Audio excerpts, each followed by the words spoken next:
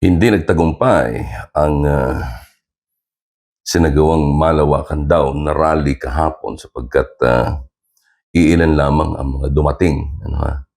Hindi ho ito kuha ng sapat na bilang ng mga tao o kahit na may sapat na bilang ng mga tao ay hindi pa rin ho sila nagtagumpay. Sapagkat ganyan kakapal ang mukha ng bangag na administrasyon. Hindi ho nila bibitawan yan sapagkat plano nila na bago matapos ang kanilang termino ay pipilitin lang isulong ang mas mahabang panunungkulan ni Pangulong Bongbong Marcos. Yan ho ay sa pantaha ng ilan. Pero bakit nga ba hindi ito nagtagumpay? Ano ang kulang? May nawawala bang recipe? O may nawawala bang rekado sa mga pagkilos na ito?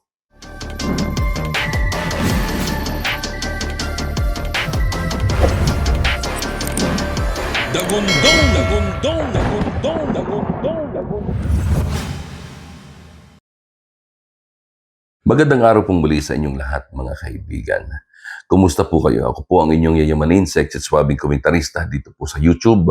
Ang inyong lingkod Ronnie Ramos po at muli nagpupugay sa inyo. Samahan ninyo sa hanggang sa matapos ang ating episode ngayon pong araw nito. Hindi nagtagumpay ang mga pagkilos kahapon. Walang pinakinggan, hindi natinag, hindi kagaya ng inaasahan at mindset ng inyong lingkod ay walang mangyayari dyan. Sapagkat nakikita natin na merong isang kulang na rekado sa bagay na yan. Kung ano man yun, palagi ko alam na rin po ninyo. Kaya lang ho, bagamat hindi nagtagumpay ang November 30 rally na ito, hindi ho ito hudyat para ang lahat ay matapos na.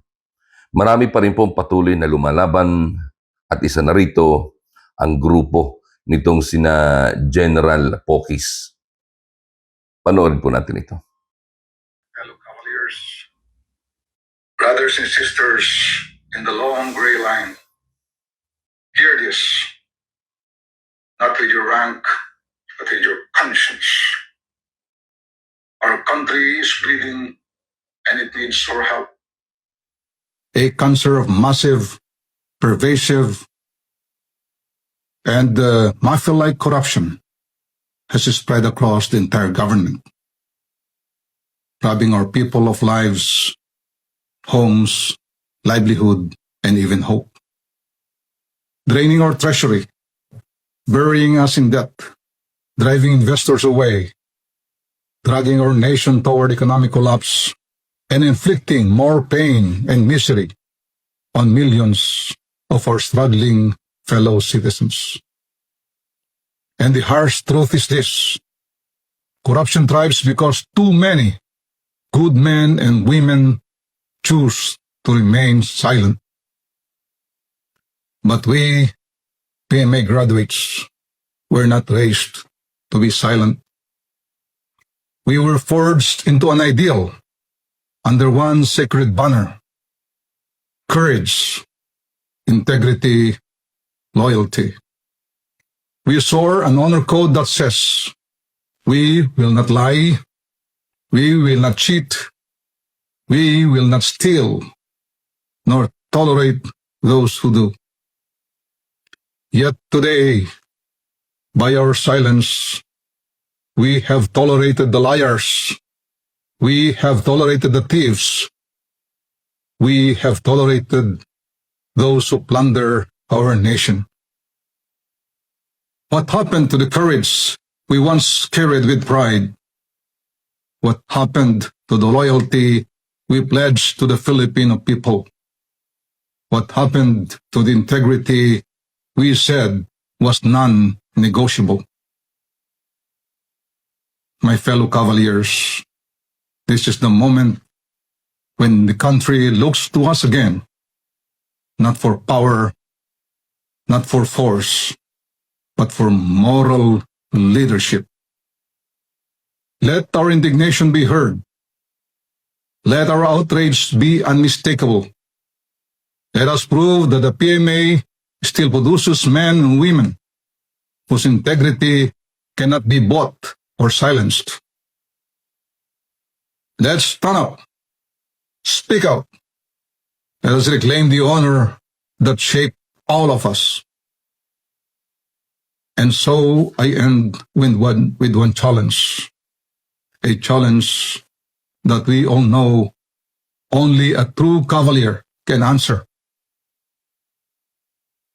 Are you all right, sirs? Mabuhay ang sambayanang Pilipino. Malalim ang hugot ni General Romeo Pocis. No, ha? At tama naman, yan ang isa sa kulang na rekado o recipe sa naganap na rally kahapon at sa mga nakalipas na pagkilos. Kung hindi tayo susuportahan ng sandatahang lakas, ay talaga hong hindi ho ito magtatagumpay.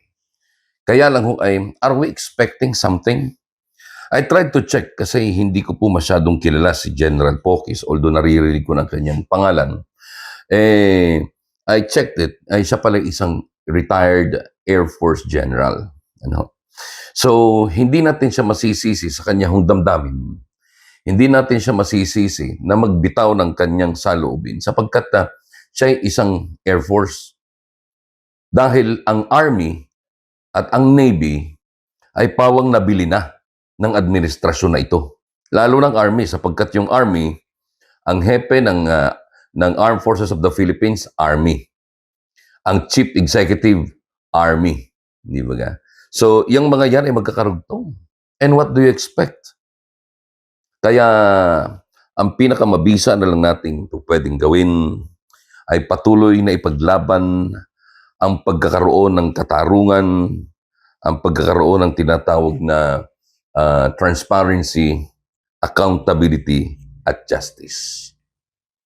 Which unfortunately, we all understand and we all believe this will not happen in any way or another sapagkat hindi ho bibigay, hindi ho papayag na maulit muli ang kasaysayan ng matandang Marcos. Oh, hindi papayag na maulit muli ang kasaysayan ng matandang Marcos na sila ay mapapaalis sa katungkulan. Kaya kahit ano pang gawin natin, ito na lang ang pwede natin gawin, maghintay ng 2028 at pagkatapos ay tambakan natin ng matinding boto laban dito sa mga demonyong nakaupo ngayon sa bangag na administrasyon. Wala tayong ibang magagawa sapagkat hawak niya ang lahat ng resources. Walang ibang pwedeng gawin, maliban na lamang kung tumugon ang sandatahang lakas sa panawagan nitong si retired General Romeo Pocis ng Philippine Air Force. Kung tutugon ang sandatahang lakas sa panawagan na ito, maaari. Pero kung hindi, dahil nabili na ng bangag na administrasyon itong sandatahang lakas sa pamamagitan nitong si Brownie, wala na tayong magagawa but to wait. Yun ay kung hindi magtatagumpay ang plano nila na pahabain at panatilihin sa pwesto ang magnanakaw at bangag na Pangulo. Sapagkat mayroon ng mga alingas-ngas na di umano, inuunti-unti na nila. At kaya nga nila binibili ang Armed Forces of the Philippines ay para nang sa ganun, manatili sila sa pwesto, sa kanila sumuporta ang sandatahang lakas at patuloy silang makapagnakaw sa kabanang bayan. That's what they want to happen. Ito'y hindi paratang, kundi ito'y mga bulong-bulungan na. At alam kong ito'y naririnig na rin ng ilan sa ating mga intelligence community. Pero hindi sila makagalaw, hindi sila makakilos, sapagkat sila man ay hawak sa leeg ng bangag na administrasyon. The only thing we could say, Panginoon, gabayan mo po ang Pilipino at ipagadya mo sa lahat ng mga demonyong namumuno sa bangag na administrasyon ito. Maraming salamat po sa inyong lahat, mga kaibigan. Sa ngalan pa rin po ng ating mga kasamahan at mga kaibigang sumusuporta sa ating channel, ako pa rin po ay patuloy na manggigising at hindi po natin ito titigilan. Ipagpaumanhin lang ho ninyo at mayroong ilang araw tayong absent sapagkat may mga inaasikaso tayo, but rest assured na bago matapos ang taong ito po ay magiging mas maayos at mas malawak at baka maging mas mahaba ang ating pong magiging talakayan. Again, maraming salamat po sa inyong lahat. Manatili po kayong nagdarasal, manatili po tayong mapayapa sapagkat kung gagawa tayo ng kaguluhan, baka magkaroon ng anarkiya ay magdeklara sila ng martial law. Mahirap na. Mas lalong mabiging mabigat ang ating sitwasyon, lalo na yung mga kontra sa bangag na administrasyon. Again, ako pa rin po inyong yayamanin sa ekseswabing komentarista dito po sa YouTube. Ang inyong lingkod, Ron Ramos po. Patuloy po tayong manggigising sa mga nagtutulog-tulugan gamit ang ingay ng dagundong.